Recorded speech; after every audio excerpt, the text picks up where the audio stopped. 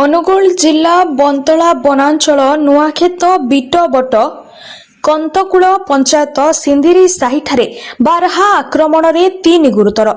ଗୁରୁତରମାନେ ହେଲେ ସିନ୍ଦିରି ସାହିର ଅଭୟ ସାମଲଙ୍କ ସ୍ତ୍ରୀ ସରୋଜିନୀ ସାମଲ ବୟସ 65, ଶରଦ ସାମଲଙ୍କ ପୁଅ ମଣ୍ଟୁ ସାମଲ ବୟସ 28, ଲକ୍ଷ୍ମଣ ନାୟକଙ୍କ ପୁଅ ବିଟୁ ନାୟକ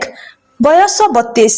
सूचना जे आज सकाल समय घर निकटरे थिबा बिलरे सरोजिनी मंटू एवं बिटू तली को जगी रही बेले हठात जंगल आड़ू बारहा आसी 3 जन को आक्रमण करथिला, जहा फल रे 3 जन चित्कार करिबारु अन्य लोक माने आसी बारहा को घोड़े 3 जन को गुरुतर अवस्था रे उद्धार करथिले। खबर पाई वन विभाग पहुंची वन विभाग गाड़ी रे 3 गुरुतर उद्धार करी जिला मुख्य चिकित्सालय रे भर्ती करथिले। सरोजिनी को हाथ कांध पिठी पेट गभीर आघात लागिथिबा बेले बिटू मंटूंको छाती हाथ एवं गोड़े गभीर आघात लागिथिबा नै चिकित्सालय कर्तृपक्ष